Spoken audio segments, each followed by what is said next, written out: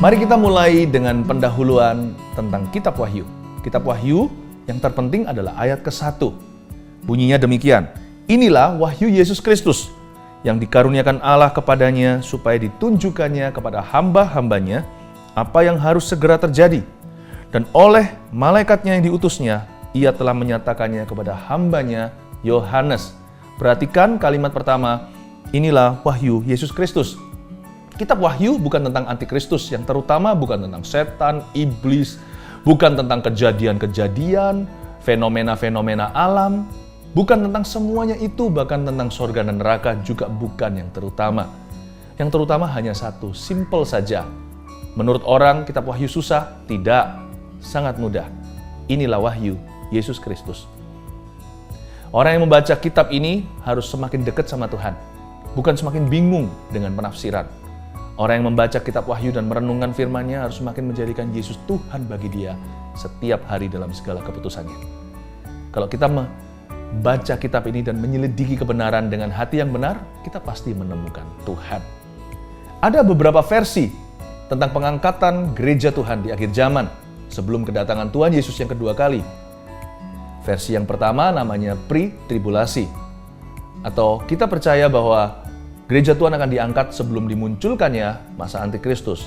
Ada pula yang percaya dengan mid-tribulasi, atau mempercayai bahwa gereja Tuhan akan mengalami separuh masa antikristus, yaitu 3,5 tahun dari 7 tahun tersebut, lalu akan terjadi pengangkatan.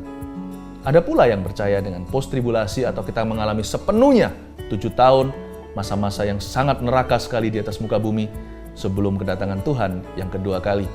Gereja Mount Sharon percaya pre-tribulasi, karena kami yakin pasti ada perbedaan antara orang benar dengan orang fasik. Tuhan adil bagi orang-orang yang sungguh-sungguh hidup setiap hari dalam takut akan Tuhan di akhir zaman ini. Mereka yang hidup dalam kebenaran pasti akan diluputkan. Bukan karena takut aniaya, karena aniaya sudah terjadi hari ini juga. Di sini, di sana, orang-orang yang mengalami tekanan, bahkan sengsara, menderita, disiksa, tidak sedikit di dunia. Bahkan juga banyak yang telah menjadi martir bagi Kristus di mana-mana. Tapi saya yakin Tuhan itu adil bagi kita yang hidup di dalam Tuhan hari ini.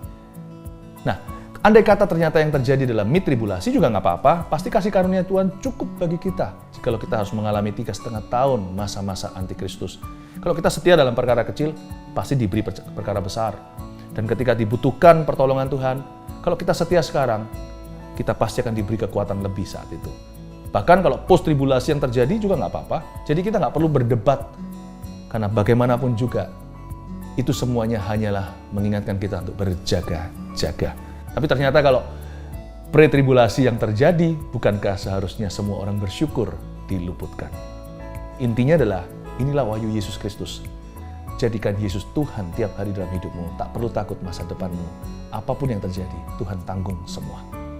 Saya akan tunjukkan sebuah chart untuk mengingatkan Anda apa itu pre-tribulasi dan bagaimana kejadiannya nanti sesuai dengan yang kami yakini di dalam firman Tuhan. Coba lihat bagan di depan Anda yang saya sediakan sebagai rangkuman kejadian-kejadian sesuai dengan nubuatan Alkitab. Masa kini, yaitu hari ini, sekarang juga kita nggak tahu hari, saat, waktunya, sangkakala berbunyi kita menyongsong Tuhan di udara. Dan kalau itu terjadi, gereja absen dari dunia, bumi masuk dalam masa susah yang disebut dengan masa pemerintahan antikristus. Berbagai macam hukuman Allah akan terjadi atas bumi dan atas dunia yang kita ketahui sekarang ini dengan 7 materai, 7 sangkakala, dan 7 cawan murka Allah. Dan waktu-waktu itu adalah waktu-waktu yang tidak pernah terjadi sebelumnya, dan Tuhan begitu baik, meskipun orang dunia yang ditinggal adalah orang-orang yang tidak sungguh-sungguh, Tuhan mempersingkat waktu supaya mereka tidak terlalu sengsara. Maka Tuhan Yesus datang kedua kali ke atas muka bumi ini bersama dengan orang-orang kudus dan malaikat-malaikatnya, disongsong dengan peperangan oleh antikristus yang disebut dengan perang Harmagedon. Disitulah runtuh kerajaan antikristus. Iblis ditangkap, dirantai, dan dicampakkan ke dalam jurang maut, dikunci di sana selama 1000 tahun. Maka Kristus akan memerintah di bumi ini dalam sebuah milenium, kerajaan 1000 tahun, kerajaan damai, di mana anak kecil bisa bermain dengan ular tedung, bahkan dengan singa. Semua orang hidupnya yang ratusan tahun meninggal dunia disebut kena kutuk, artinya semua orang panjang umur dan sehat. Bumi masuk di dalam sebuah masa berkat. Dan saat itu martir-martir terutama yang akan memerintah dengan Tuhan. Tapi sekalipun orang diberkati yang yang tidak semua mati di zaman antikristus. Mereka tertinggal, mereka mencicipi atau mengecap berkat Allah. Mereka nggak tentu bertobat hatinya. Sama dengan hari ini banyak orang yang ke gereja, lahir dari keluarga orang Kristen, dididik dalam takut akan Tuhan, tapi belum pernah mengambil keputusan. Karena itu Tuhan harus mengizinkan iblis dilepaskan sekali lagi di akhir 1000 tahun itu. Dan dia menyesatkan dan orang punya pilihan. Dan ketika itu sekali lagi seperti Adam dan Hawa, mereka memilih pohon pengetahuan atau pohon dosa tersebut. Terjadilah perang Gog dan Magog. Begitu banyak orang-orang di dunia ini sudah diberkati, mereka justru memberontak kepada Tuhan. Mereka nggak suka sama Kristus yang memerintah. Disitulah terjadi pemisahan antara kambing dan domba. Iblis dihukum dan dilemparkan oleh Tuhan ke dalam hukuman. Lalu setelah itu ada penghakiman terakhir, yaitu pengadilan tahta putih. Disitulah pemisahan antara orang yang ke sorga atau mengikuti iblis masuk ke dalam lautan api. Itulah yang disebut dengan kekekalan. Sekarang mari kita lanjutkan pengajaran kitab Wahyu ini. Dan mari kita bawa hati dan dengar-dengaran dengan suara Roh Kudus. Buka Alkitab bersama dengan saya. Mari ambil catatan dan juga pena, buka di Wahyu pasal yang kedua. Kepada jemaat di Efesus. Alkitab jangan jauh dari tangan, Alkitab adalah pedoman. Sudah temukan? Kalau sudah temukan, katakan, Maranatha, Yesus datanglah. Iya, puji Tuhan. Jadi ngerti apa arti kata Maranatha ya. Sekali lagi, kebaktian 1 saya sampaikan tentang banyak pewahyuan tak terulang. Kebaktian berikutnya setelah ini saya lanjutkan di pasal 3 tentang rema Tuhan bagi jemaat agar jangan satu pun tertinggal. Kita harus hidup dalam firman. Kebaktian terakhir nanti di pasal 4, saya akan menceritakan bedanya pengangkatan gereja Tuhan dengan kedatangan Tuhan yang kedua kali. Di sini banyak orang Kristen masih bingung. Karena itu, pastikan Anda tidak miss satu sesi pun. Kalau Anda luput satu, Anda mesti dengarkan DVD atau CD-nya. Kita sekarang lihat langsung di Wahyu pasal 2, judulnya kepada jemaat di Efesus, katakan Efesus. Gereja pertama Tuhan suruh Yohanes tuliskan pewahyuan. Sekali lagi, wahyu bukan hanya wahyu akan datang, wahyu juga wahyu masa kini. Tuhan tahu kondisi setiap gerejanya, dan di mana jemaatnya berada di dalam rencana Allah. Ada yang sedikit keluar, ada yang meninggalkan Tuhan, ada yang tetap setia, tapi juga yang kehilangan kasih. Tuhan tahu.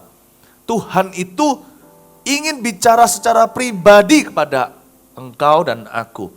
Karena itu sekarang saya jelaskan, di gereja Efesus ini banyak pewahyuan tentang kondisi kita sekarang. Ya, Efesus adalah sebuah kota besar, salah satu kota berpengaruh di zaman itu. Dia adalah ibu kota Asia Minor, bukan Asia Tenggara, Asia yang kita kenal ini Asia Turki maksudnya.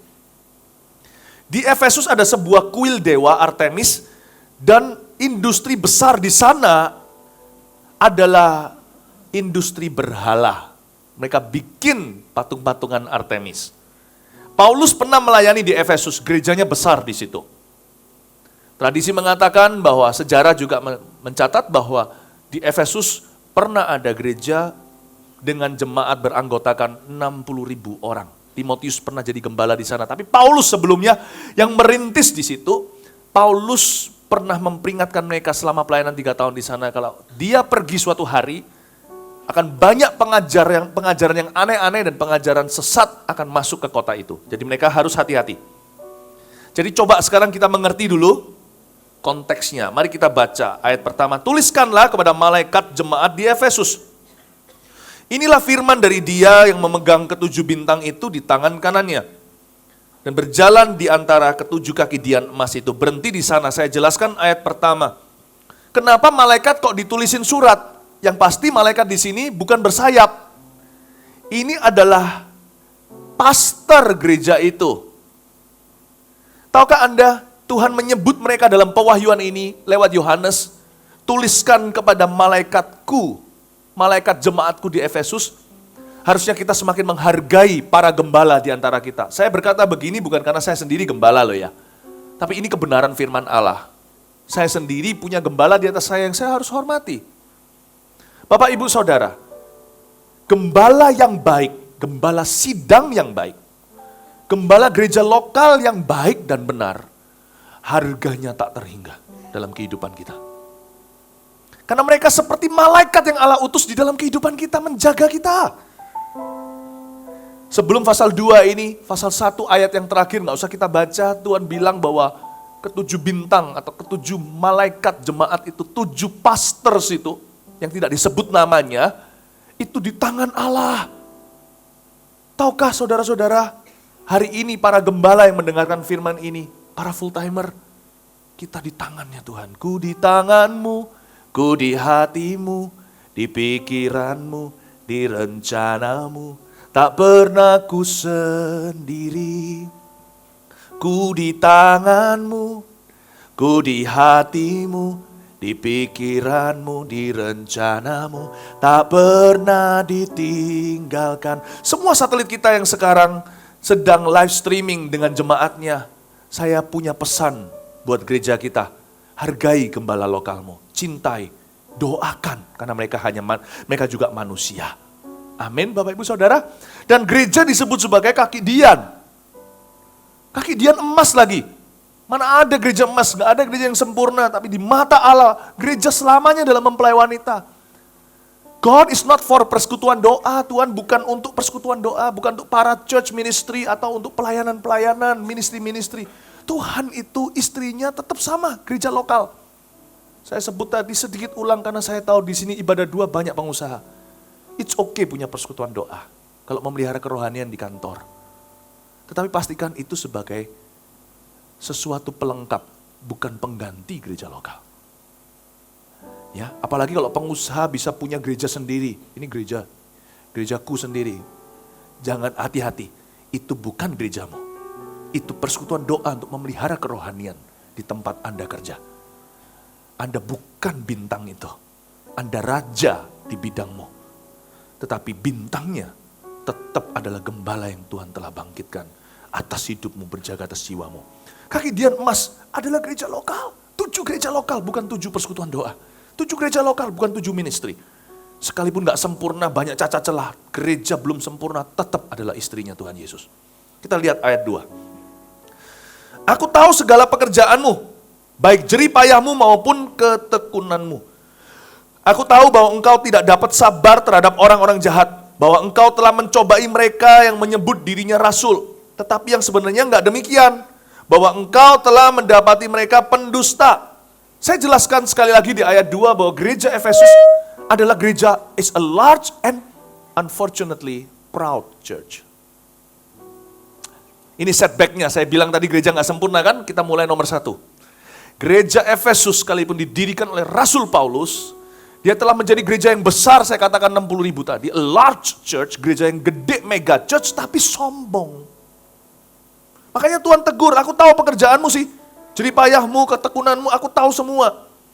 Gereja ini mapan, bahkan profesional. Kalau Anda lihat gedungnya segalanya, dari sana kita tahu bahwa gereja tidak boleh bergantung indah gedung.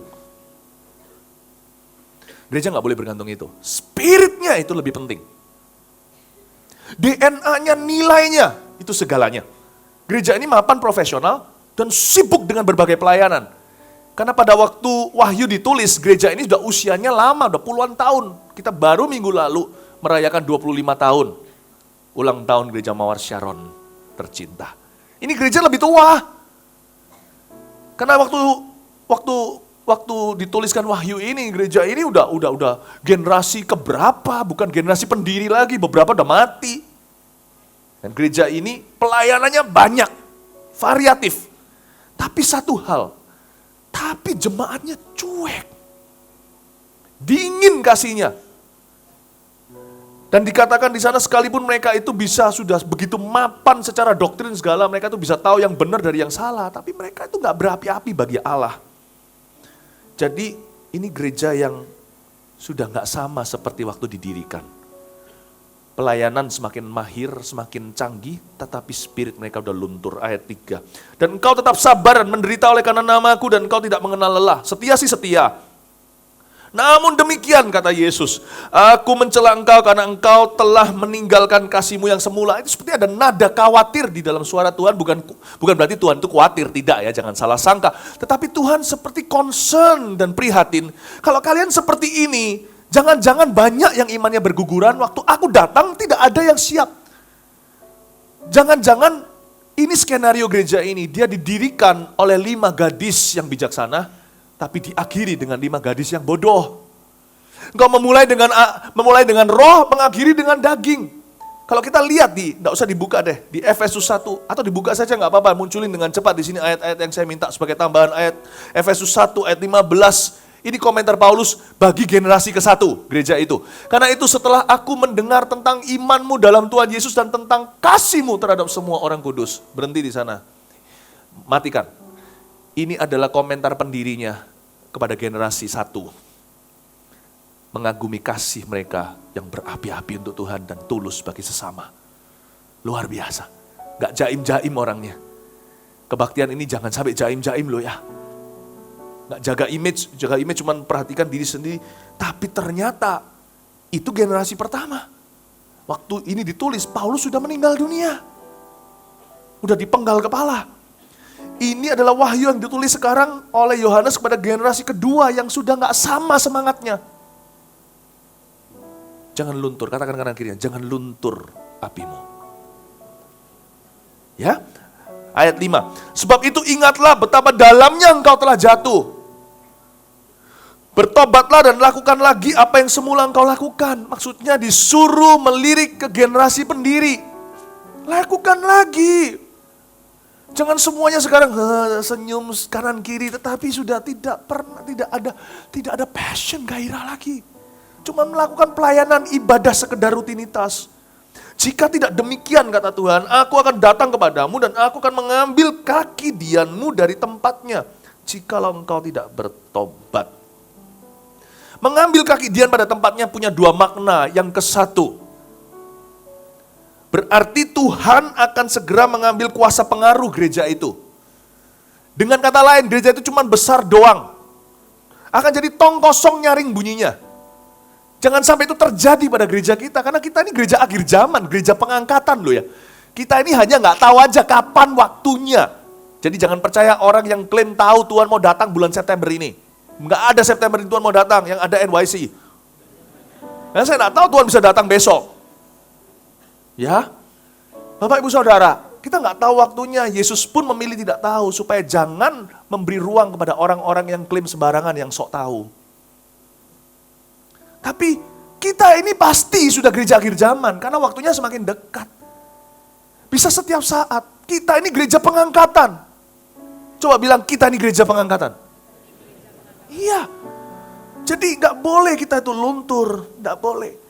Jangan sampai kita kalau gereja mula-mula begitu berpengaruh, berdampak buat kota, society, masyarakat, Antioquia itu didirikan bahkan oleh orang-orang pengusaha yang bersaksi. Luar biasa. Bayangin semua lapis jemaatnya, full timer sampai yang sekuler semuanya berpengaruh. Jangan sampai gereja akhir zaman justru kedagingan.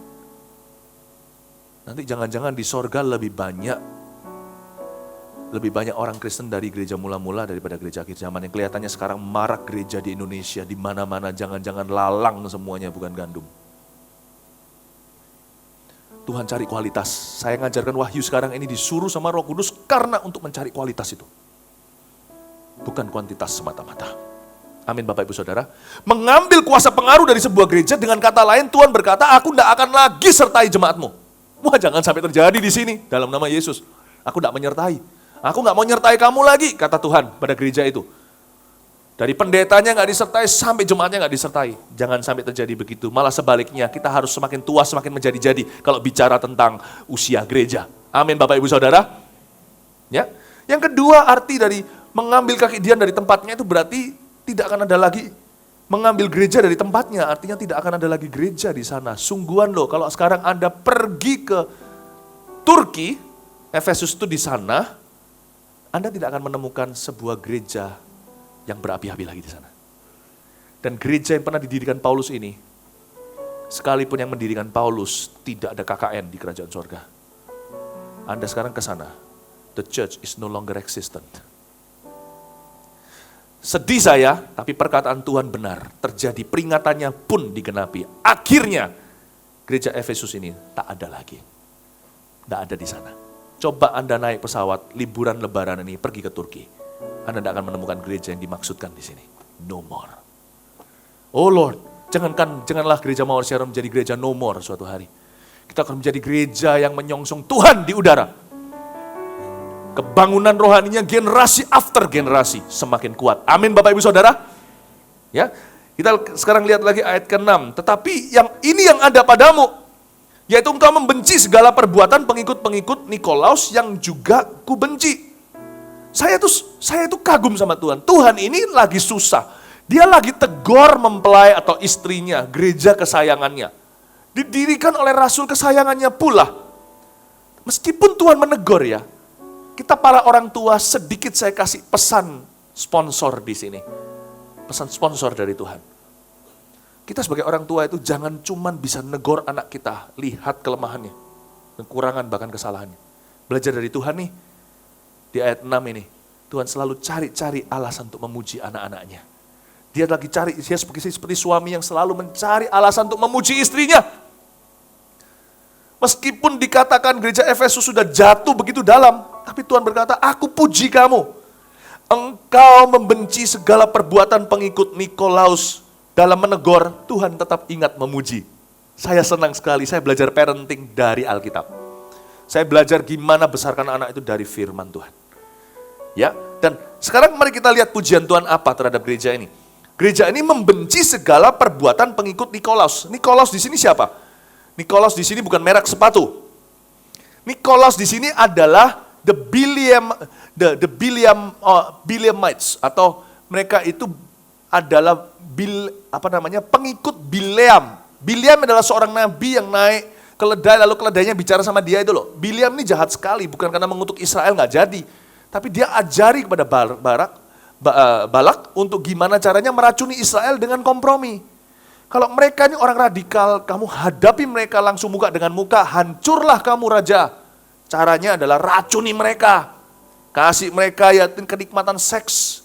Buat mereka kompromi standar mereka, hancur sendiri dari dalam. Bileam ini jahat. Maka muncul sebuah kelompok Nikolaus yang menganut Bileam. Mereka mengajarkan pada gereja harus tenggang rasa sama kompromi, sama dosa di sana dan sebagainya.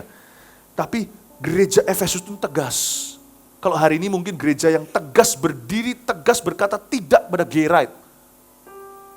Atau berkata tidak kepada yang namanya hak homoseksualitas. Nah, Tuhan ancungan jempol.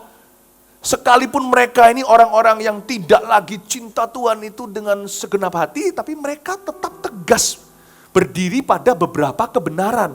Tuhan puji itu. Karena itu Bapak Ibu Saudara, jangan turunkan standar kita. Yang kita benci bukanlah Nikolausnya. Coba perhatikan ayat 6. Yang kita benci adalah segala perbuatan pengikut Nikolaus. Kita tidak membenci orang-orang gay. Tapi kita tidak akan pernah merestui dan menyetujui dosa mereka. Yang kita benci adalah pakaian mereka, dosa mereka. Jadi jangan ikut-ikutan tren yang ada di dunia. Tiba-tiba pasang sign rainbow atau pelangi 6 warna. Kita nggak boleh itu. Kita nggak boleh setuju dan sepakat dengan pengikut Nikolaus. Salah tetap adalah salah, benar adalah benar. Tidak boleh dicampur baurkan. Gereja harus tetap pada pendirian. Mau lihat akhlak bangsa itu seperti apa? Gampang. Ketika gereja memberkati ketika gereja mulai di dalam gereja memberkati pasangan homoseksual, sebentar lagi pemerintahnya ikutan. Gereja itulah ukurannya bangsa. Gereja harus tegas. Yang kita benci bukan pengikut Nikolausnya.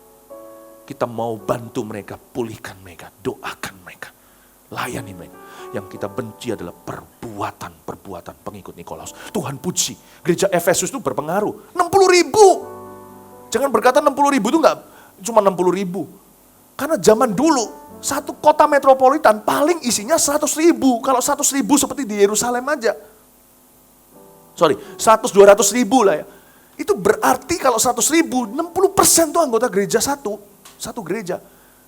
200.000 pun itu udah berapa? 1/4 kota ikut mereka. Jadi mereka pengaruh politiknya dahsyat.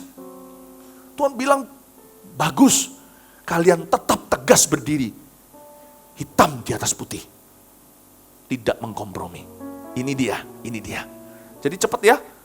Saya izinkan sekarang keluarkan HP Anda kalau Anda ikut-ikutan rainbow 6 color, 6 warna, hapus sekarang dari PP Anda.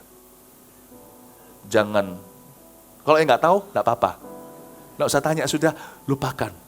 Tidak usah pelangi-pelangian. Ngerti maksud saya ya? Kan barusan aja di Taiwan ada pestanya sampai kebakaran. Di Taipei lalu ada beberapa orang meninggal. Kita lanjutkan. Ayat 7, siapa bertelinga hendaklah yang mendengarkan apa yang dikatakan roh kepada jemaat-jemaat. Apa yang dikatakan roh di sini itu, kata di sini itu spoken, artinya dikatakan fresh.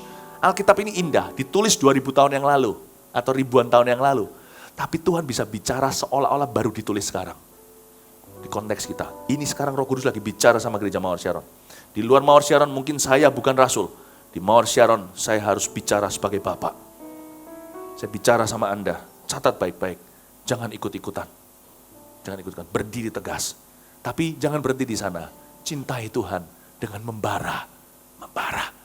Ya, ayat yang kata-kata berikutnya, barang siapa menang, dia akan kuberi makan dari pohon kehidupan yang ada di Taman Firdaus Allah.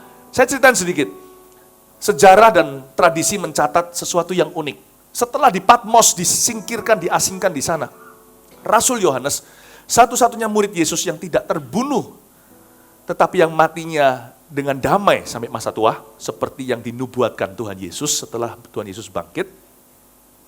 Nah, Rasul Yohanes ini setelah di Pulau Patmos, dia ini adalah Rasul Kasih, padahal dulu julukannya Halilintar, orangnya emosian, suka marah. Tetapi sejarah mencatat, tradisi mengatakan, bahwa ketika Yohanes suatu hari mau dianiaya oleh orang-orang Roma yang kejam, bukan hanya salib saja yang kejam, dia dicemplungkan, dimasukkan ke sebuah kolam mendidih dengan air, tapi dia justru refreshing karena Tuhan secara supranatural lindungi dia. Kenapa dia sampai dicemplungkan masuk ke air mendidih? Tidak satu pun tentara-tentara itu berani penggal dia. Setiap tentara disuruh penggal, lebih baik melawan order. Karena mereka tidak bisa tega, meskipun mereka bukan orang Kristen, untuk melukai seorang yang penuh kasih. Kayak Mother Teresa contohnya, teroris mau bunuh dia pun mikir 7 kali. Tega gak ya? Ini Yohanes Pembaptis 7 kali 70 kali itu. Gak tega. Jadi ceritanya gitu, dia itu rasul kasih. Penuh kasih. Nah, dia dari Patmos, gak ada yang mau bunuh dia, dimasukin, dicemplungin di kolam juga tidak mati. Dia akhirnya dipindahkan dalam masa sangat tua, dia pulang kembali ke Efesus. Sempat jadi gembala lagi di sana. Ketika di sana, dia sebagai penatua, dia seringkali setiap kali ibadah dibawa ke gereja dan harus diangkat atau digendong dengan kedua lengannya. Karena begitu tua, dia harus duduk di depan memberi wejangan sama gereja Efesus. Dan karena dia sudah sangat lemah, dia hanya seringkali ucapkan satu kalimat dari minggu ke minggu selalu itu. Dear children, love one another. Dear children, love one another. Dan ngos-ngosan, karena dia manula sekali. Turun, jemaat udah dapat. Tapi lama-lama jemaatnya mulai mikir, kok itu terus ya, itu doang. Anak-anakku kasihlah satu sama lain, anak-anakku kasih satu sama lain. Suatu hari ditanya oleh satu jemaatnya, kenapa Bapak selalu hanya bicara itu saja? Dia menoleh dan berkata, karena hanya itu yang perlu. Yaitu mengasihi. Sisanya semua cuma tambahan. Dekorasi. Semua ini cuma dekorasi, tanpa kasih. Tong kosong nyaring bunyinya. Luar biasa, tidak heran bukan? A loveless church, gereja yang tanpa kasih, kehilangan kasih mula-mula. Langsung di station dipasang, langsung ditancapkan di sana sebagai gembala. Di dalam sejarah gereja itu yang paling tinggi, paling klimaks ditaruh seorang gembala yang namanya Rasul Kasih. Ini bicara apa tentang Tuhan? Tuhan taruh gembala sesuai kebutuhan jemaatnya. Dan jemaat ini butuh kasih, dikasih rasul kasih, secinta itu Tuhan sama jemaat Efesus. Namun demikian, pilihan tetap di tangan kita.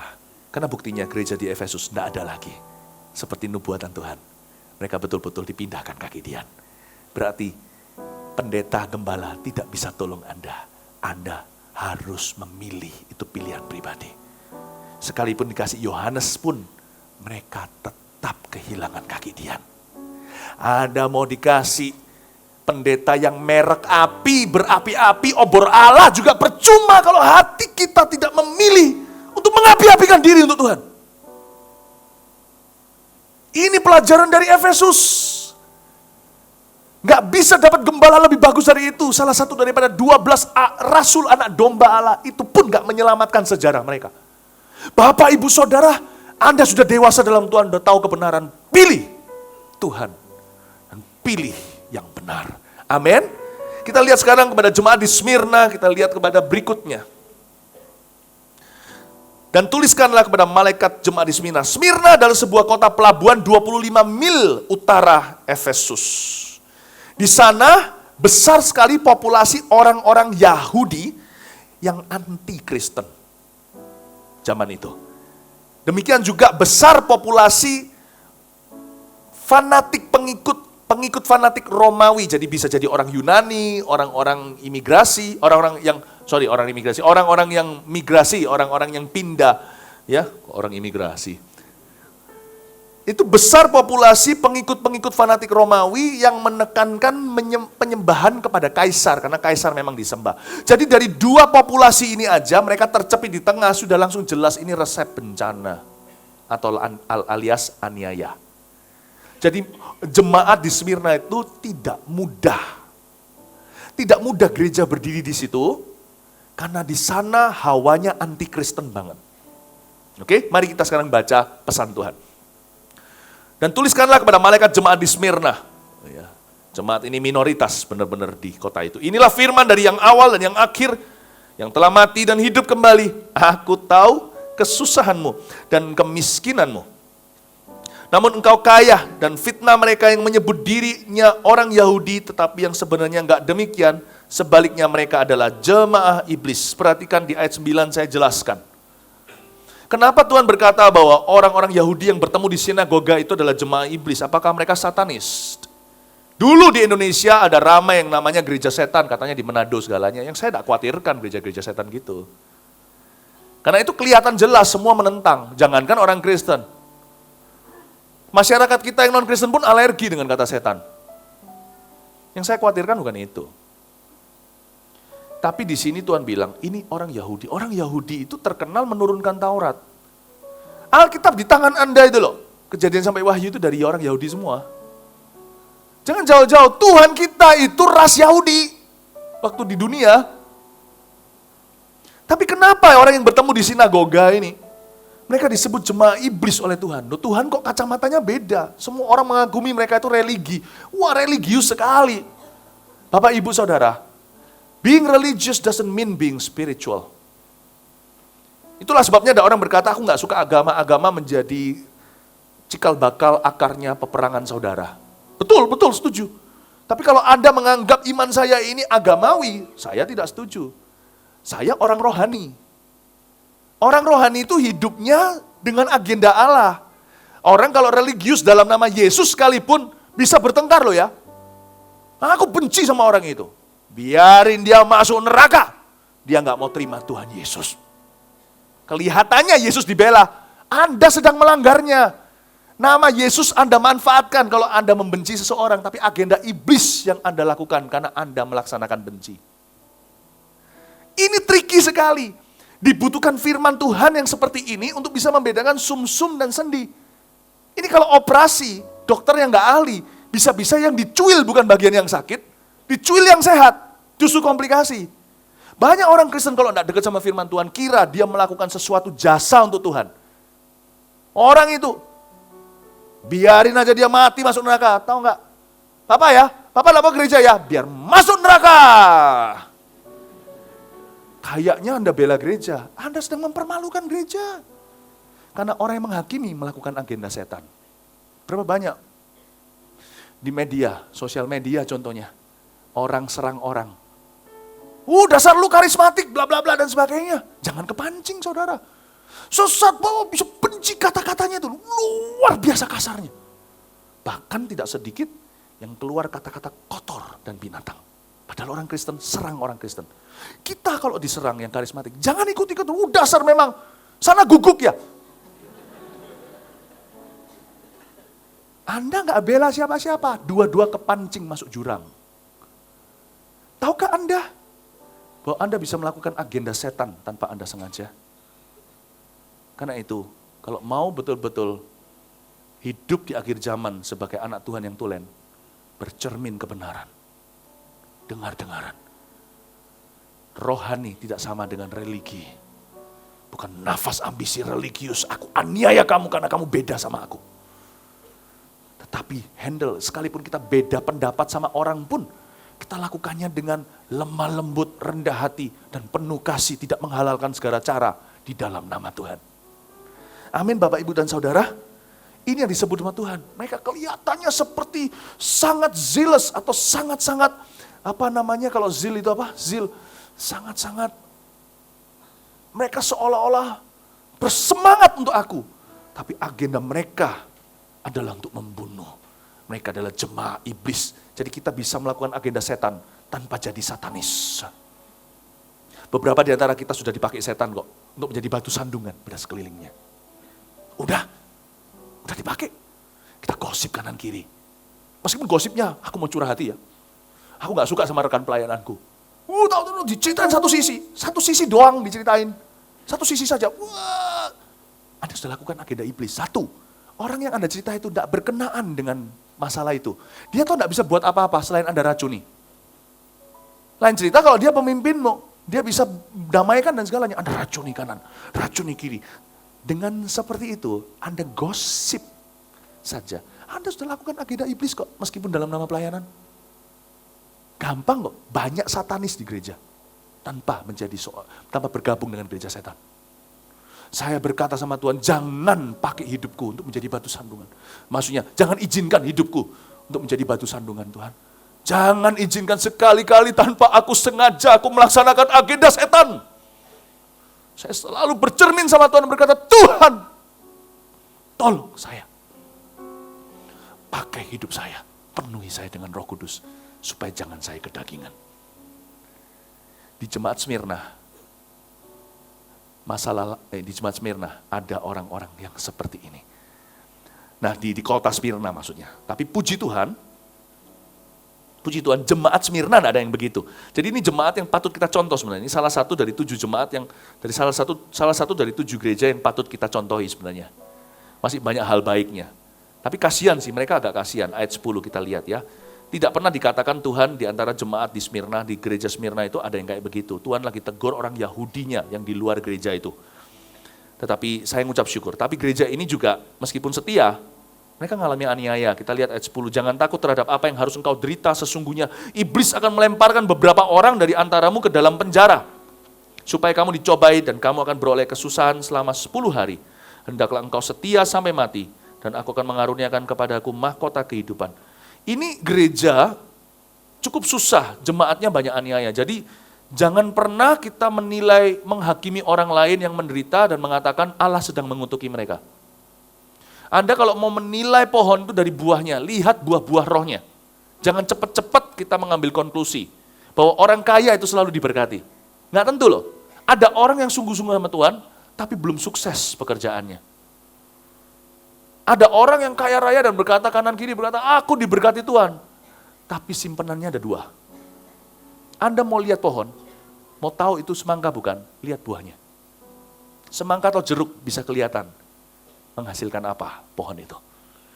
Ya, jadi jangan pernah kita mengatakan pada orang, oh orang itu dikutuki Tuhan. Siapa tahu dia Ayub, Allah justru berkenan sama dia. Jangan murahan di dalam kita mengambil kesimpulan. Dan jemaat ini setia, namun mereka menderita loh. Ini jemaat saya kagum ini Smyrna ini. Tuhan gak banyak bilang tentang kegerakan kebangunan rohani mereka, tapi Tuhan bilang mereka setia nih. Di Smyrna dulu, di zaman itu sering terjadi semacam Olimpik. Tidak heran di sini Tuhan pakai bahasa yang mereka mengerti, yang sangat dekat dengan kondisi kota itu.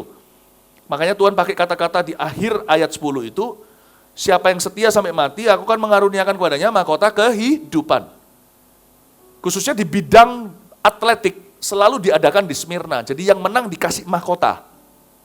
Zaman sekarang piala atau medali emas. Dulu mahkota, karena di zaman Roma. Mungkin Anda pernah lihat gambar-gambarnya yang seperti kaisar gitu loh. Yang seperti kaisar yang ada daunnya. Semacam itu juara-juara Olimpik dulu. Tuhan bilang sama mereka, kamu setia aja, mahkota kehidupanmu dari aku. Aku sekarang kelihatannya seperti seolah-olah engkau tidak mendapatkan ganjaran timbalan yang adil saat ini karena imanmu yang sungguh-sungguh. Tapi tenanglah, aku tidak melupakanmu. Aku pasti memberi upah kepada setiap orang sesuai perbuatannya. Kalau nggak di sini ya di sana. Jadi Tuhan kasih kata mahkota kehidupan. Dan di sini dikatakan iblis akan melemparkan beberapa orang dari antara mereka ke dalam penjara. Dari sini kita harus tahu satu prinsip sederhana. Di akhir zaman hidup akan semakin susah. Dunia ini nggak akan semakin baik. Untuk kita doa di kafetaria aja semakin tidak mudah loh. Coba di tempat kerja, kita tutup mata. Lebih nggak gampang. Bukan karena orang melawan. Karena negara kita puji Tuhan bebas Pancasila. Tapi kerasa di udara bukan? Di atmosfernya. Tekanan itu loh. Kalau orang imannya nggak kuat ya, mending gua nggak doa, atau doa nggak usah tutup mata. Supaya yang lainnya nggak lihat saya lagi doa sebelum makan. Atau doa makannya cepet-cepetan, Tuhan Kamsia. Susah loh. Dunia ini semakin jahat. Dunia semakin jahat. Kasih manusia semakin pudar. Kejahatan silih berganti melanda manusia. Sanggupkah kita bertahan sampai kedatangan Tuhan? Setia dalam pengharapan dan bertahan dalam pencobaan. Tahan uji dalam segala waktu. Tahan uji dalam pencobaan. Tahan uji dalam segala perkara. Dan bertahan sampai kesudahannya. Itu pertanyaannya. Bisakah kita tahan uji? Dunia ini semakin gay dan lesbi. Dunia ini semakin gila. Dunia ini kanan sudah jadi kiri, kiri jadi kanan. Mana ada sekarang orang di sports contohnya dan berkata dengan bangganya, I am a good man. Selalu bilangnya, yeah I'm bad, born to be wild. Bad is good, good is bad. Jadi dunia semakin parah. Bisakah kita tahan uji seperti jemaat di Smyrna? Tapi perhatikan dulu dimulai dari satu. Kalau kita mau tahan uji, kita harus taruh percaya mutlak sama Yesus. Karena Yesuslah yang bisa sertai kita di lembah kekelaman apapun juga. Karena itu orang yang terbiasa kecewa sama Tuhan, kalau gak enak, orang itu gak akan tahan uji. Karena dia sudah WO di depan. Ya, karena kita harus punya satu teologi, doktrin yang benar. Bahwa aniaya, perhatikan saya, itu selalu datangnya dari iblis, bukan dari Tuhan. Karena di Alkitab dijelaskan Tuhan beritahu sumbernya. Jangan takut terhadap apa yang harus engkau derita ayat 10. Sesungguhnya iblis bukan Tuhan. Bukan aku katanya. Iblis akan melemparkan beberapa orang dari antaramu. Tuhan tidak mencobai maupun dicobai. Tapi kalau Tuhan tidak keluarkan Anda dari pencobaan, pasti Tuhan punya rencana yang lebih indah. Amin Bapak Ibu Saudara. Cepat dibuka di sini aja Yesaya 54 ayat 15. Ini pegang baik-baik. Tidak boleh lagi ada kata aku kecewa sama Tuhan. Nggak punya hak, dan itu nggak benar. Apabila orang menyerbu, kata Tuhan, itu bukanlah daripadaku. Iblis yang melemparkan beberapa orang dari antaramu masuk ke dalam penjara, bukan aku. Tapi Tuhan masa nggak bisa lindungi? Jangan cepat konklusi, malah berserah lebih indah. Siapapun yang menyerbu engkau, ini janji Tuhan, ia akan rebah melawan engkau. Katakan amin. Matikan ini, sekarang saya jelaskan tentang masalah, karena jemaat Smyrna tertekan, sama dengan gereja perjanjian baru. Zaman ini saudara, mau hidup benar sama Tuhan itu susah. Tambah hari, tambah tahun, tambah susah. Bener loh. Makanya kita tuh harus doain anak-anak kita. Anak-anak kita itu menghadapi dunia yang lebih kejam daripada zaman papa-papa kita. Papa mama kita. Kita harus doakan, semakin susah. Makanya Alkitab mengatakan barang siapa mau hidup benar sama Tuhan, pasti ngalami aniaya. Pasti. Ya, tapi saya jelaskan sesuatu, ini indah sekali. Dalam kehidupan anak-anak Tuhan, masalah itu punya batasnya. Masalah punya apa? Coba perhatikan ayat 10 lagi, dikatakan di situ, iblis akan melemparkan beberapa orang dari antaramu ke dalam penjara supaya kamu dicobai. Dan perhatikan ini, kamu akan beroleh kesusahan selama 10 hari. Saya enggak tahu di sini ini 10 hari ada jemaatnya yang dipenjarain atau pendetanya mungkin langsung diciduk, masukin penjara di Smyrna. Selama 10 hari beneran, lalu enggak diproses lagi kasusnya, atau ini simbolis saja. Intinya di sini prinsipnya yang kita bisa pelajari dan petik. Masalah di dalam kehidupan anak-anak Tuhan ada batasnya. 1, batas kekuatan. Kita tidak akan dicobai melebihi kekuatan kita, dan itu mutlak dan sah. Boleh kita minta mujizat langsung keluar? Monggo silakan. Tapi kalau belum, percayalah firman Tuhan berkata, jalanku bukan jalanmu, rencanaku bukan rencanamu. Aku tahu apa yang kulakukan, aku pegang kendali, percayalah dan ikuti. Dan Tuhan berkata, di dunia ini kamu akan mengalami banyak pencobaan. Tapi kuatkan hatimu, aku telah mengalahkan dunia. In this world you will face many tribulations. Kata many itu berbicara tentang berkali-kali. But take courage, I have overcome the world. Kata Tuhan Yesus. Amin Bapak Ibu Saudara, Tuhan tidak janjikan smooth sailing kalau kita ikut Tuhan setia itu semuanya akan serba mulus, tidak pernah. Nah, pertama adalah batas kekuatan, yang kedua apa? Tahu nggak? Batas waktu. Setiap permasalahan dalam kehidupan anak-anak Tuhan tidak akan dibiarkan orang benar selama-lamanya goyah. Selalu ada tanggal produksinya dan ada tanggal kadaluarsanya. Jadi Bapak Ibu yang sekarang kena resesi, ini kabar baik buat Anda. Percayalah, resesi Anda dimulai mungkin minggu lalu, atau berapa bulan yang lalu. Percayalah saudara, saya tidak tahu berapa lama lagi Anda akan alami. Yang pasti ada tanggal kadaluarsanya buat masalah Anda itu. Anda pasti akan keluar dari itu. Siapa tahu setelah bisnis breakthrough. Haleluya, kasih tepuk tangan bagi Tuhan Yesus. Ini pedang bermata dua sekaligus promosi sekali lagi. Ya, ingat itu, coba katakan kanan kirinya. Masalah Anda ada tanggal produksinya, ada tanggal kadaluarsanya. Coba katakan seperti itu supaya semuanya ingat.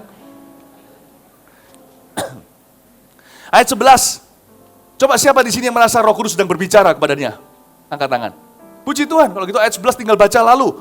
Siapa bertelinga hendaklah ia mendengarkan apa yang dikatakan Roh kepada jemaat-jemaat. Ternyata lagi dengerin suara Roh Kudus ini, bukan suara seorang pengkhotbah. Barang siapa menang, ia tidak akan menderita apa-apa oleh kematian yang kedua. Tuhan itu baik menjanjikan pada jemaat Smyrna, penderitaanmu itu sementara, kata Paulus juga sama. Penderitaan yang kita alami sekarang gak sebanding dengan kemuliaan yang akan datang. Nanti di kematian yang kedua, kamu tidak akan alami yang namanya kematian kedua. Kamu tidak akan mengalami penderitaan itu. Tapi akan mengalami langit dan bumi yang baru. Saya sudah gak sabar sampai kepada pasalnya Wahyu ketika bicara tentang sorga. Tahukah Anda sedikit bocoran? Saya sudah gak tahan nih, tergoda untuk menceritain sedikit. Di sorga itu nanti ada banyak pengalaman taman. There is a garden city that's so beautiful. Saya yakin semua masalahmu tak ada artinya ketika Anda di sana menikmati segalanya. Oh haleluya, sudah sampai sana. Jangan lihatin saya seperti, ayo more, jangan. Saya biasanya tergoda untuk lebih banyak, nanti gak selesai. Kepada jemaat di Pergamus, kita lanjutkan. Pergamus adalah sebuah kota 1000 kaki di atas bukit. Ini kota ini dataran tinggi. Jadi ini bagi di kota-kota tertentu sekarang, contohnya di mana, di Amerika atau di mana, ini puncaknya atau biasanya banyak orang-orang kaya di situ. Tapi yang penting di sini adalah kota ini ternama sekali dengan intelektualnya. Ini orang-orang pinter semua yang tinggal di sini, kayak seperti di Amerika Silicon Valley gitu ya, yang kerja di sana. Ini pusat di Pergamus ada sebuah pusat. Pergamus adalah pusat pendidikan budaya Yunani. Anda harus tahu zaman itu bukan Amerika Serikat, bukan Inggris. Yunani itu pusat peradaban. Romawi itu kekuatan militer. Ya. Yunani itu pusat peradaban. Dan ini adalah orang-orang yang paling beradab, paling civilized. Ini orang-orang yang tidak, ini orang-orang yang high class secara kebudayaan. Itu pusat pendidikan budaya Yunani, Pergamus itu. Dan mereka memiliki, are you ready? Sebuah perpustakaan dengan 200.000 buku zaman itu loh, 200.000 buku.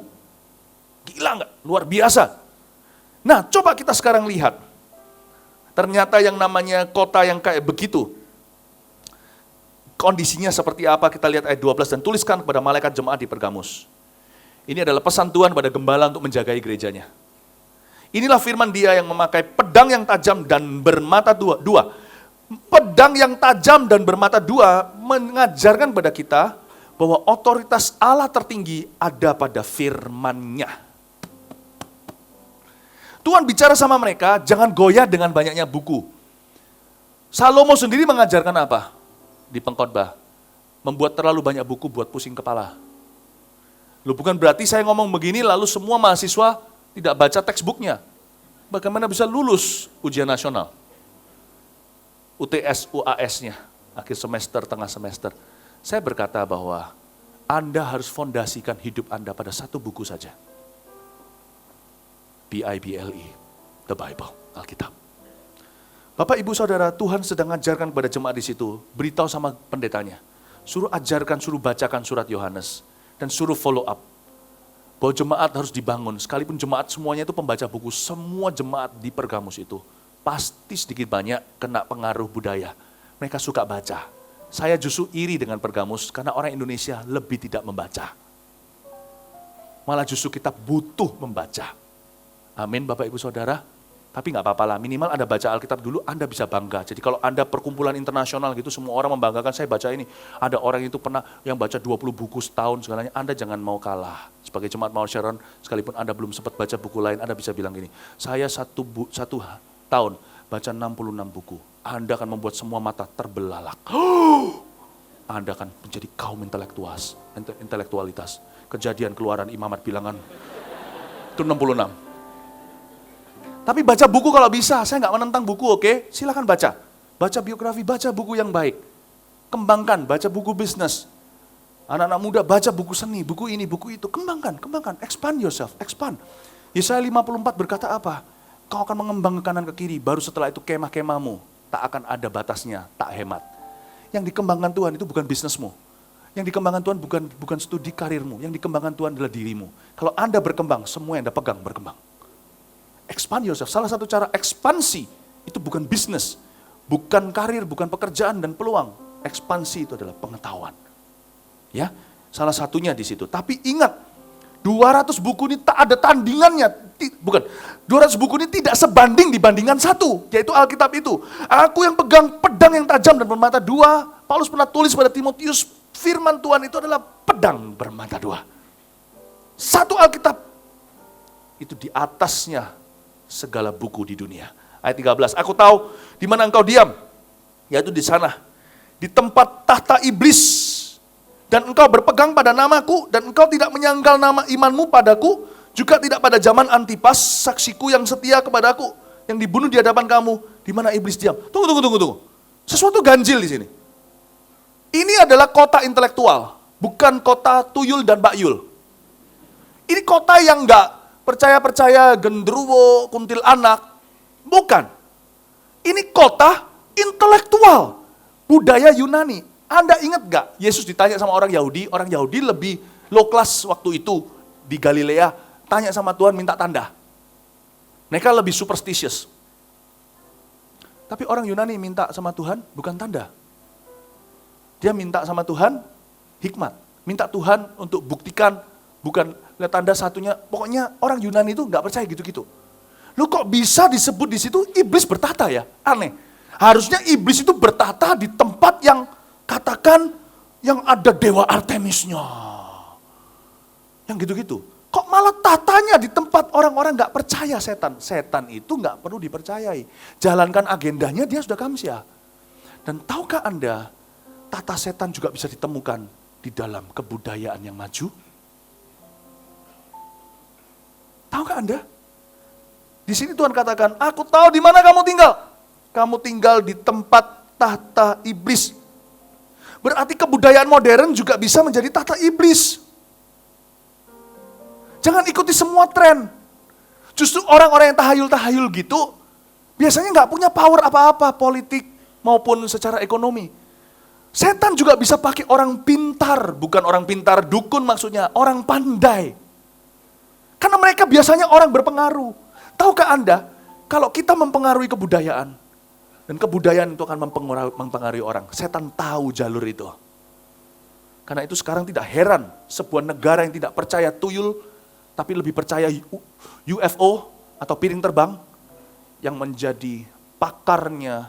Sebentar lagi lihat, Jepang akan ikut, Taiwan akan ikut, sebab Taiwan selalu ikut apa kata negara ini. Karena negara ini adalah pelindungnya, negara ini namanya Amerika Serikat. Saya bacakan bahwa ini yang disebut dengan tata setan.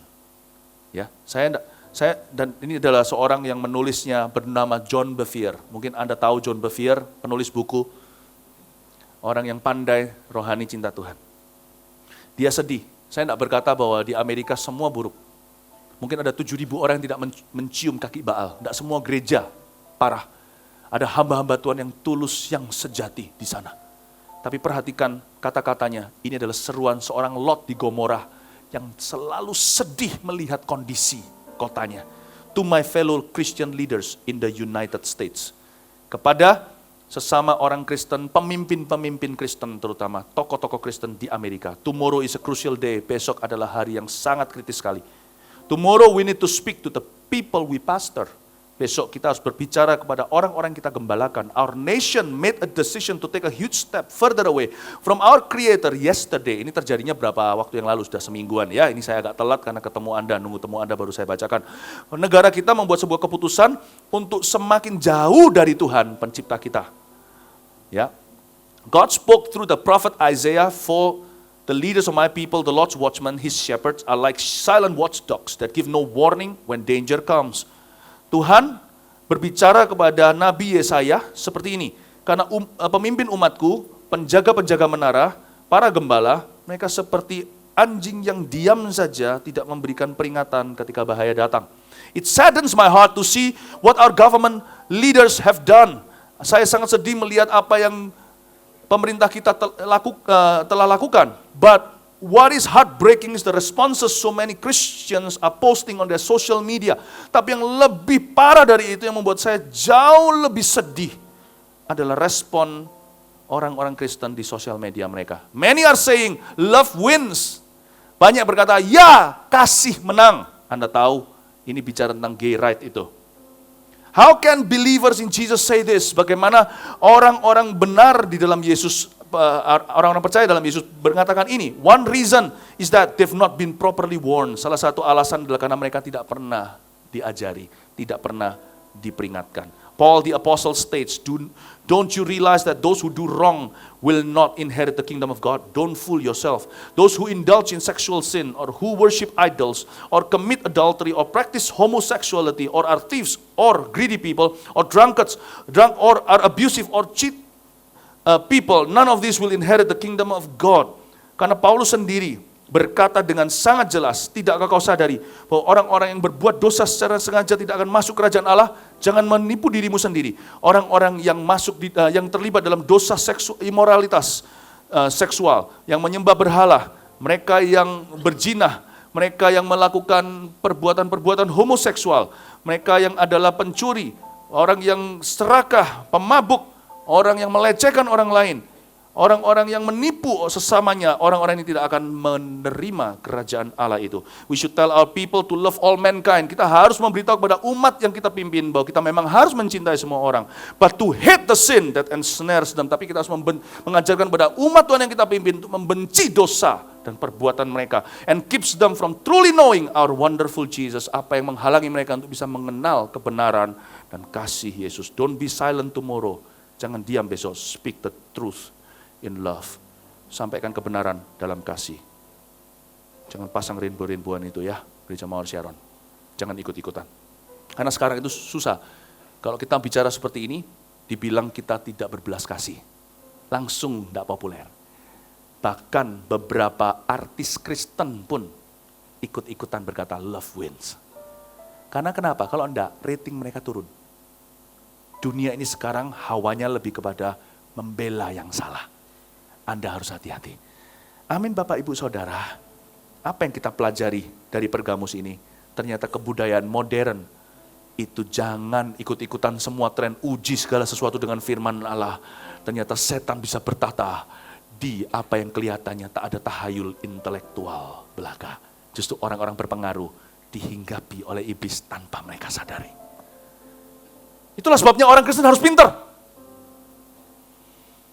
Bapak Ibu Saudara, saya orang rohani. Saya lihat mujizat. Saya doain orang, bahasa anak kecilnya, rebah, lihat manifestasi. Tapi saya tidak mau jadi orang yang bodoh. Saya S1, cuman itu aja kekurangan saya. Karena saya mau sekolah lagi, Anda tidak izinkan saya. Siapa yang khotbah minggu depan? Wahyu, babak 2. Anda kalau bisa S2, S3 segalanya, silakan asal bukan SMP. Orang Kristen harus pinter. Kalau setan bisa bertata di intelektual seseorang, kebudayaan modern dan maju, setan bisa bertata. Berarti Tuhan bisa bertata di intelektual kita juga. I'm spiritual, but I'm also intellectual. Saya rohani, tapi saya juga nggak bodoh. Saya dorong anak-anak muda sini, sekolah tinggi. Jangan dropan, saya diikuti sama beberapa orang muda yang berkata saya mau dropan, saya bilang jangan, S2 dulu, baru jadi pendeta. Supaya nanti kalau diajak ngomong orang, nggak bengong kanan kiri. Dan amin Bapak Ibu Saudara. Kita lanjutkan. Lanjut ya, ayat yang keberapa nih? Ayat 14. Tapi aku mempunyai beberapa keberatan, ada beberapa terhadap engkau, di antaramu ada beberapa orang yang menganut ajaran Bileam, yang memberi nasihat kepada Balak untuk menyesatkan orang Israel, supaya mereka makan persembahan berhala dan berbuat zina. Demikian juga ada padamu orang-orang yang berpegang kepada ajaran pengikut Nikolaus, sebab itu bertobatlah, jika tidak demikian aku akan segera datang kepadamu dan aku akan memerangi mereka dengan pedang yang di mulutku ini. Ayat 14-16 disebut di sini ada orang-orang yang menganut ajaran Bileam, yaitu pengikut Nikolaus. Ini mereka sebenarnya dua tipe orang yang disebut di sini adalah dari satu kemah yang sama. Bileam, saya sebut panjang lebar di kebaktian sebelumnya. Saya singkat saja di sini. Bileam adalah nabi yang mengajarkan kepada Balak, raja yang benci Israel, gimana racuni orang Israel lewat kompromi.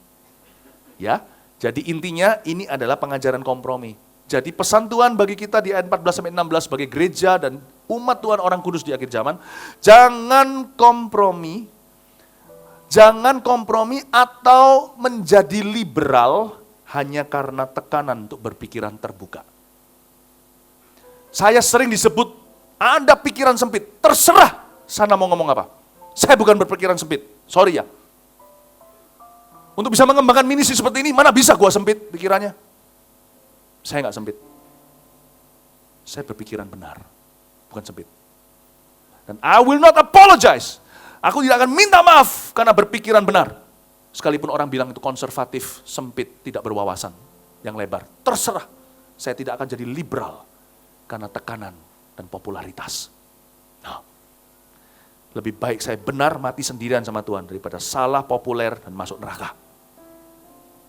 Ayat 17, siapa bertelinga, hendaklah ia mendengarkan apa yang dikatakan roh kepada jemaat-jemaat. Barang siapa menang, kepadanya akan kuberikan dari mana yang tersembunyi, dan aku akan mengaruniakan kepadanya batu putih yang di atasnya tertulis nama baru yang gak diketahui oleh siapapun selain oleh yang menerimanya. Singkat saja, saya gak akan jelaskan panjang lebar karena ini misteri Allah. Di ayat 17, saya melihat kartu kredit, bukan kartu kredit, semacam kartu prioritas di sorga dengan PIN. Bisakah Anda melihat batu putih di situ? Siapa bilang itu batu tebal? Itu pasti lempengan atau apa saya nggak tahu. Semacam kartu prioritas. Ternyata di sorga itu juga ada privilege ya. Nama baru yang tidak diketahui oleh siapapun itu seperti kita bayar, dikasih dan berkata, Bapak sudah ada PIN-nya. Hanya saya yang tahu, yang punya kartu itu. Saya mau beritahu di sini Tuhan berkata, kamu jangan kompromi. Kamu nggak populer di dunia nggak apa-apa. Kamu akan privilege di atas sana. Kamu jangan kompromi. Ketika aku datang setelah kamu kuangkat, atau kalau belum diangkat meninggal dunia duluan, engkau akan bersama dengan aku. Dan sekarang engkau mungkin dianiaya, mungkin engkau sekarang dibilang sama orang-orang yang pikirannya sempit segala, nanti kau akan dimuliakan. Amin Bapak Ibu, ngomong kanan kirinya, lakon menang belakang. Kita bagian terakhir, gereja yang terakhir, kepada jemaat di Tiatira. Oke, Tiatira adalah kota industri yang sekuler. Di sana terkenal sekali dengan juga salah satu industri yang terkenal di situ adalah industri dyeing industry. Dyeing itu apa? Kayak ngecat apa? Anda ingat nggak? Ada satu orang yang Paulus tobatkan waktu itu di Filipi. namanya Lydia dari Tiatira. Dia adalah seorang pengusaha kain ungu. Jadi ini kota industri. Ini sekuler banget, sekuler sekali. Anehnya, di kota tersebut ada dua wanita yang terkenal dari kota itu. Satu Lydia yang dicatat di Kisah Rasul, yang satu lagi wanita Isabel ini. Tak ceritain sekarang supaya kita ngerti bahwa Tuhan sangat-sangat kancong. Tuhan sangat-sangat menekankan kekudusan. Dan Tuhan itu nggak bisa dikibulin, dibohongin kalau ada sesuatu amoralitas di dalam gereja atau dalam hidup kita. Kita lihat karena Yohanes ini di Patmos, mana bisa tahu apa yang terjadi secara spesifik di sana. Karena zaman itu gak ada internet, ada pun pasti diblok, tidak bisa masuk oleh pemerintah. Karena itu untuk tahanan yang diasingkan. Kita lihat ayat 18, dan tuliskan kepada malaikat jemaat di Tiatira. Tuhan ngomong langsung kepada pendeta gereja Tiatira. Inilah firman Allah yang matanya bagaikan nyala api, kakinya bagaikan tembakau. Dengan kata lain, ini ayat ini kalau dibentuk, dijelaskan dalam gerak-gerik begini. Anda akan lihat ya, inilah firman Allah, anak Allah yang matanya bagaikan nyala api. Coba lihat saya. Ini matikan di sini supaya yang live streaming juga bisa lihat. Ya, ini ayatnya gini loh, Tuhan bilang gini. I see you.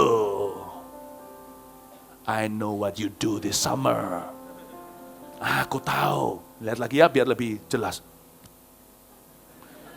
Ini maksudnya, Tuhan itu beritahu sama mereka, aku melihat apa yang terjadi.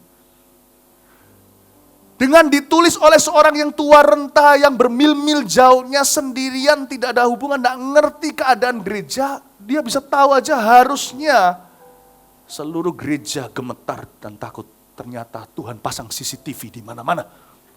CCTV surgawi. Apa yang Tuhan katakan? Nyala api, artinya dia marah. Aku tahu segala pekerjaanmu, baik kasihmu maupun imanmu. No problem itu, bagus semuanya. Baik pelayananmu mau ketekunanmu, senang semuanya, lanjutkan. Aku tahu bahwa pekerjaanmu yang terakhir lebih banyak daripada yang pertama. So what? Bagus sekali, tapi so what kalau lebih banyak? Yang Tuhan cari itu kekudusan. Tahukah Anda, alasan mengapa orang ditinggal? 2 orang jalan seladang, 2 orang tidur seranjang. 1 diangkat, yang lain ditinggal. Mau tahu?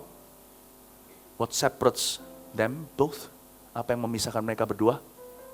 Holiness. Holiness is heaven's early bird. Kekudusan adalah privilege surgawi untuk pengangkatan. Makanya Tuhan berkata, aku akan membuat pemisahan antara orang benar dan orang fasik. Bedanya fasik dan kafir, di mana kafir itu tidak punya agama.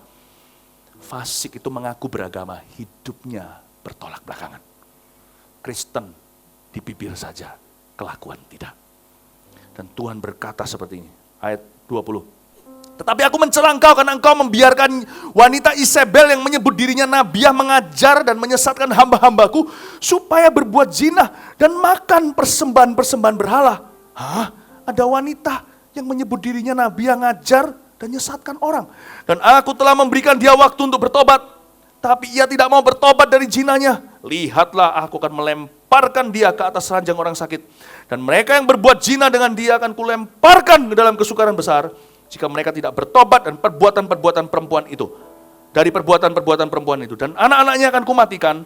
Dan semua jemaat akan mengetahui bahwa akulah yang menguji batin dan hati orang. Dan bahwa aku akan membalaskan kepada kamu setiap orang menurut perbuatannya. Perhatikan pada saya. Perhatikan saya sekarang. Saya jelaskan apa maksudnya. Di Tiatira, entah ini adalah seorang pengkhotbah tamu, seorang wanita yang sering diundang di gereja itu, atau salah satu leader mereka, salah satu pemimpin mereka, yang punya karunia mengajar, berkhotbah, dan bernubuat. Bayangin, saya ngajar gini pun saya gemetar. Tuhan bilang gini, hidupnya pengkhotbah itu gak benar. Wanita ini, entah pengkhotbah tamu seperti yang saya katakan, entah salah satu pemimpin mereka yang berkarunia mengajar, tidur sama beberapa laki-laki di gereja itu. Dan itu secret loh ya. Karena Tuhan bilang aku kasih dia waktu untuk bertobat. Berarti wanita ini sudah dikasih waktu untuk ngaku. Nggak ngaku-ngaku nih. Nggak mengaku. Ya. Dan juga tidak bertobat tentunya. Meninggalkan perbuatannya. Dan Tuhan berkata, kenapa kau izinkan? Karena itu kita berdoa. Setiap orang yang berkhotbah di atas mimbar Mawar Syaron dan semua satelitnya. Harus pengkhotbah-pengkhotbah yang betul-betul selektif. Sekali-kali kita mungkin bisa kebobolan sekali sedikit-sedikit, tapi sekali kita tahu sesuatu, demi Anda jemaat, kami tidak akan mengundang mereka. Siapa yang berkhotbah di sini, ini bukan show. Ini adalah impartasi roh. Harus hati-hati. Baik itu adalah guest speakers, pengkhotbah tamu, atau in-house speakers, atau pembicara dari dalam rumah sendiri seperti saya, kita harus jaga hidup, karena kita dinilai oleh Tuhan, ada mata yang melihat kita. Nggak benar itu kata Tuhan. Kenapa diundang terus? Nggak benar itu. Kenapa kok diizinkan terus ngajar? Yang ditegur pendetanya dulu, malaikat jemaat Tiatira. Dan Tuhan bilang sesuatu, aku kasih waktu dia nggak mau bertobat, maka akan terjadi sebagai berikut. Tuhan sudah peringatkan. Dan tentunya tidak ada lagi ayat yang menunjukkan apa yang terjadi setelah itu, tapi kita percaya Tuhan true atau Tuhan genapi firman-Nya. Mau tahu apa yang terjadi? Tuhan berkata bahwa orang-orang yang tidur sama dia, atau yang menutup-nutupi dosanya, yang tahu, orang-orang itu akan masuk di kesukaran besar. Tidak ada kematian di sini, karena orang-orang itu salahnya second degree. Yang tidur sama wanita itu juga akan masuk kesukaran besar. Jadi ada beberapa masalah didoakan pendeta nggak mempan. Karena harus pertobatan. Karena itu sebagai hamba Tuhan, kita harus peka. Ada orang datang, tolong doakan bisnis saya. Kadang-kadang kita tenggingkan dalam nama Yesus roh kemiskinan, bla bla bla. Nggak tentu, siapa tahu Tuhan memang buat dia pocan. Tuhan yang bangkrutkan dia. Jadi jangan tengging. Kita harus bedain roh dulu. Bisa-bisa memang Tuhan marah sama orang ini. Mereka datang ke pendeta cuma mau disimsalabim. Atau mendapatkan pembenaran dosa mereka. Pendeta ini loh, doain aku, setuju sama aku. Kita harus hati-hati tumpang tangan, jangan terseret ke dosa orang. Bapak ibu saudara tahu nggak? Mereka masuk ke kesukaran besar kata Tuhan. Dan yang lebih ngeri, wanita ini ternyata sudah menikah atau janda, saya tidak tahu, tapi punya anak. Anak-anaknya akan mati semua. Jadi di sini, ini bukan ancaman kosongan kalau Tuhan yang bicara. Saya sebut ini sebagai ranjang pesakitan. Beberapa orang, Tuhan yang melemparkan ke ranjang sakit. Tuhan yang melemparkan. Mau kita doain sampai kita tumpang tangan, sampai tumpang kaki pun nggak ada gunanya. Kecuali orang itu bertobat. Tahukah Anda, ada beberapa hal tidak bisa disembuhkan dengan karunia, kesembuhan dan iman. Tapi harus dengan pengakuan. Dan saya beritahu sifat kutuk sebagai berikut. Menjalar dan menurun. Jadi hati-hati. Jangan berani-berani kita sama Tuhan. Sifat kutuk itu menjalar. Orang yang nggak kena menutup-nutupi, juga kena juga. Jadi hati-hati kalau sebelum Anda bela orang menanggung orang lain. Anda lihat dulu kasus seseorang tuh, kalau gosip sesuatu, kalau tidak berkenan dengan Anda, jaga hati deh. Ngomong aja, jangan bicara sama saya. Cuman Anda cuma lihat separuh cerita, separuhnya lagi kan Anda nggak dengar.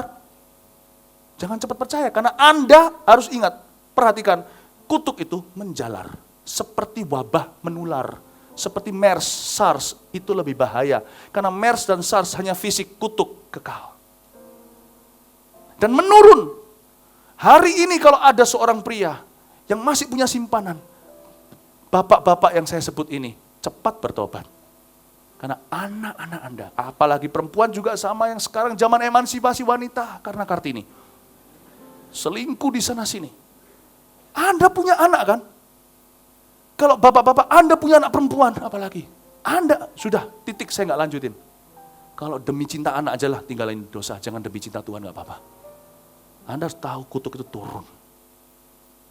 Turun. Tapi kita bisa patahkan kalau kita hidup benar sekarang, kalau dari atas, kalau kita innocent, kita punya pilihan, kita harus lawan. Kita lanjutkan, saya sudah mau selesai. Sampai ayat mana nih? Ayat 24. Tetapi kepada kamu, yaitu orang lain di Tiatira yang tidak mengikuti ajaran itu dan yang tidak menyelidiki apa yang mereka sebut seluk-beluk iblis kepada kamu, aku berkata, aku nggak mau menanggungkan beban lain kepadamu, tapi yang ada padamu, peganglah itu sampai aku datang. Dan barang siapa menang, melakukan pekerjaanku sampai kesudahannya, kepadanya akan kukaruniakan kuasa atas bangsa-bangsa, dan ia akan memerintah mereka dengan tongkat besi, mereka akan diremukkan seperti tembikar tukang periuk, sama seperti yang kuterima dari Bapa, dan kepadanya akan kukaruniakan bintang timur. Wow, itu banyak sekali yang dikatakan di sana, upah baik di sorga maupun di dunia. Saya jadi ingat Mazmur 24, nggak usah dibuka. Siapa yang bisa naik ke gunung Tuhan? Siapa yang bisa punya keberanian mengajar anak? Siapa yang bisa punya otoritas bicara sama orang? Orang yang hidupnya benar sama Tuhan. Upah yang akan datang, bintang timur, nggak usah disebut deh, nggak usah. Kita nggak usah terlalu tahu misteri Allah. Yang di sini aja Tuhan bilang, kamu akan memerintah dengan tongkat besi. Itu bukan otoriter, memerintah dengan tongkat besi. Kau akan memiliki confidence in life. Orang hidup dalam kekudusan itu punya confidence. Saya tahu setiap saat Tuhan angkat. Ayo, saya berani loh sekarang. Di kebaktian 1 saya katakan, Tuhan pemisahnya itu bukan domba dan serigala. Kalau itu udah jelas. Tapi pemisahnya domba dan kambing kalau soal pengangkatan. Kambing dan domba. Ayo, Bapak Ibu Saudara, kalau Tuhan datang sekarang detik ini juga. Saya enggak tahu, saya enggak menghakimi, saya tidak di kursi penghakiman. Saya enggak tahu berapa banyak orang yang diangkat. Di ruangan ini aja, berapa yang ditinggal. Only God knows. Pendeta pun, gembala pun enggak tahu. Karena Tuhan bilang, belum waktu. Jangan pisahkan lalang dari gandum. Nanti pengangkatan akan memisahkan mereka. Berjalan seladang, tidur seranjang. Satu diangkat, satu ditinggal. Itulah pemisahan malaikat nanti. Sekarang detik ini, Tuhan datang. Jemput kita, bukan datang kedua kali. Pengangkatan. Will you miss it? Apakah Anda akan terlewat? Nggak tahu. Siapa bertelinga, ayat 29. Hendaklah ia mendengarkan apa yang dikatakan roh kepada jemaat-jemaat. Roh Kudus bicara apa sama kita hari ini? Tuhan bicara sama kita untuk kita siap ketika pengangkatan. Bapak Ibu, ada di sini yang masih mengambil lari orang punya uang, barang 5.000 rupiah saja, jangan tidur malam ini, kembaliin. Ada yang bawa 500 juta, lalu setelah itu keluar lari ke Jakarta, dari Surabaya maksudnya orangnya, bukan berarti yang di Jakarta semua pelarian, bukan loh, ini ada GP Jakarta nih. Siapa tahu yang dari Jakarta pindah lari ke Surabaya. Anda lari, buka bisnis, dan nanti ketika bisnis Anda diberkati, mungkin ada pendeta-pendeta yang innocent, yang nggak ngerti, polos-polos, lugu-lugu, Anda undang, lalu doain bisnis Anda, lalu Anda seolah-olah 5 roti 2 ikan, jadi 5.000 orang, banyak sekali berhasil. Jangan berkata, hahaha. Lihat tanda ini, tertebuslah uang tipuanku itu. No. Ada Tuhan belum tutup buku dengan Anda. Jangan pernah kira berkat materi itu adalah bukti perkenanan Allah. Anda akan kecele nanti. Anda bisa berkata, buktinya loh Tuhan berkati pekerjaanku. Mau bukti? Cari orang di luar sana yang non-Kristen yang diberkati pekerjaannya. Lihat, Tuhan kalau turunkan hujan, nggak hanya orang Kristen saja rumahnya yang kering, semua basah. Tuhan kasih kepintaran karena manusia diciptakan dalam gambar dan rupa Allah, nggak usah jadi orang Kristen, masih ada sisa-sisa gambar rupa Allah, sekalipun sudah jatuh dalam dosa. Orang yang pintar, dikasih Tuhan berkat, dikasih Tuhan bakat. Kita nggak ada yang lahir langsung bahasa lidah kan? Tapi kita sudah bisa gambar kan? Sudah bisa nari kan? Sudah bisa nyanyi kan? Tuhan kasih bekal. Dan ada yang jalankan, jalan juga. Tuhan berkati. Bukan berarti orang Kristen aja yang bisa kaya. Berarti kalau Anda bisa jadi kaya, Anda masih ambil uang orang. Saya rasa itu tekennya kontrak jiwa ya. Anda harus tahu, itu tekennya kontrak jiwa. Sama setan dan sama iblis. Kalau Anda di sini, yang ada bawa selingkuhannya sekarang ke kebaktian ini. Sekarang zaman ini luar biasa. Orang selingkuh tidak lagi di bawah gantang. Bisa bawa ke gereja. Kembali ke suamimu. Pulang ke rumah, kembali ke istrimu, buang simpananmu. Ganti rugi pakai uang, tapi kembali ke istri yang sah. Jangan pernah, Anda ketahuilah bahwa ketika sangkakala berbunyi, saya tidak tahu berapa banyak yang akan tersisa. Hanya Tuhan yang tahu. Tugas kami hanyalah memperingatkan, jangan menjadi lalang. Oh, saya selesai dengan ini. Terakhir-terakhir kan ada heboh yang namanya bunyi sangkakala di sorga kan? Mungkin itu saya lagi bersiul, mereka rekam kemana-mana. Australia, Kanada, dan sebagainya. Saya enggak tahu lah, jangan spekulasi ya. Ada nggak ada itu, firman Tuhan tetap benar. Tuhan datang, kedatangannya sudah dekat. Ya. Tapi saya pernah sekali dipaksa orang untuk betul-betul kasih konklusi, ini konklusi saya. Ya udahlah, gini aja cara berpikirnya. Anggap aja malaikat lagi gladi bersih. Siap-siap sebentar lagi Tuhan mau menjemput kita. Haleluya, kasih tepuk tangan bagi Tuhan Yesus. Come on. Mari kita semua bangkit berdiri. Kita berdoa, siapkan perjamuan kudus. Lalu kita selesai. Haleluya. Oh iya, by the way, pengajaran saya ini setelah kebaktian ini langsung ready di Pustaka Raja Wali. Ini Anda bisa langsung turun dapatkan, langsung. Saya minta memang request demikian. Beli semua serinya sampai akhirnya. Karena berita tidak akan saya ulang 2 kali. Setiap sesi tidak ada duanya untuk sesi berikutnya. Jadi Anda harus bisa dengarkan sendiri. Anda pasti diberkati. Tuhan Yesus, ya satelit juga sama. Bisa langsung ke Pustaka Raja Wali, tapi mungkin nggak tahu nanti bisa menyusul gimana, atur sendiri. Terima kasih Tuhan, terpujilah namamu. Nyanyi satu lagu, entah apa, terserah. Happy ya juga nggak masalah. Praise the Lord. Oh, praise the Lord. Anda diberkati Tuhan? Ya, amin. Oke. Belum selesai, tanya lagi. Anda diberkati Tuhan? Amin. Ya. Sudah belum? Lagu apa? Tuhan dalam hadirat-Mu berhiaskan kekudusan, seluruh surga sujud menyembah-Mu, ku tersungkur dan berseru,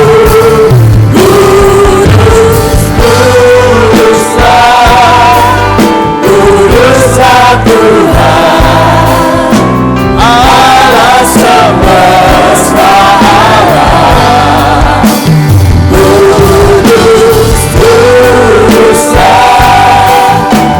Kuduslah Tuhan, surga bumi. Kita nyanyikan lagu ini sekali lagi.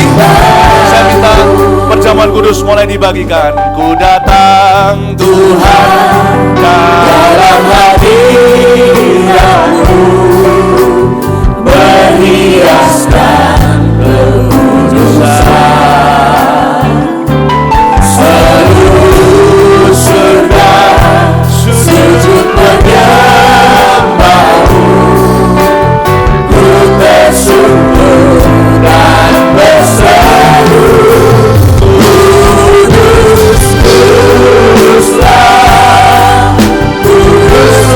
Tuhan, Allah semesta alam.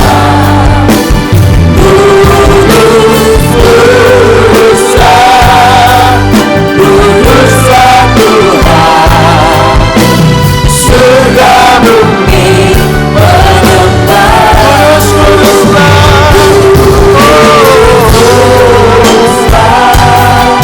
Kuduslah Tuhan, Allah semesta alam. Allah semesta alam.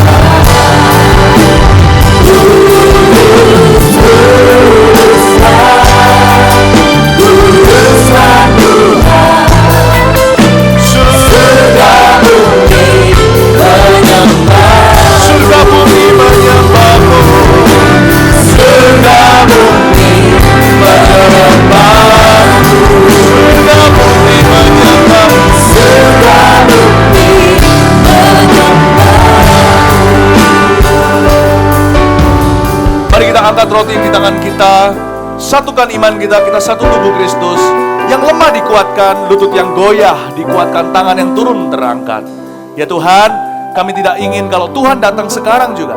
Yang mana kalau Tuhan gak datang detik ini juga, Tuhan bisa datang kapan saja. Kami gak mau satu pun saudara seiman kami di Gereja Mawar Sharon ini, satu pun domba yang Kau percayakan tertinggal. Karena itu kami satukan iman, bahwa kami percaya Tuhan, ya Tuhan yang menjagai hidup kami. Mari kita sama-sama taruh iman kita kepada Tuhan, satu corporate faith, iman bersama. Kita katakan pada Tuhan, Tuhan jagai kita, dan kita jagai anak cucu keluarga kita, dan apapun, siapapun yang berharga bagi kita. Tuhan terima kasih, kami makan dengan iman kepadamu, kami satu tubuh. Dalam nama Yesus, makan.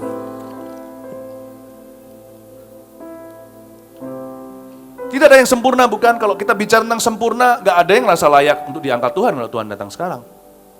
Tapi darah yang mahal itu ditujukan supaya kita hidup tiap hari bercermin. Tiap hari kita hidup in daily repentance. Tidak tiap hari hidup dalam pertobatan tiap hari. Bukan berarti demi masuk surga lagi maksudnya, tapi untuk menjaga relationship atau hubungan dengan Allah. Tuhan, ampuni kami kalau kami dari waktu ke waktu salah. Kami tidak ragu sekali seseorang itu percaya pada Tuhan. Aku yakin itu gak main-main.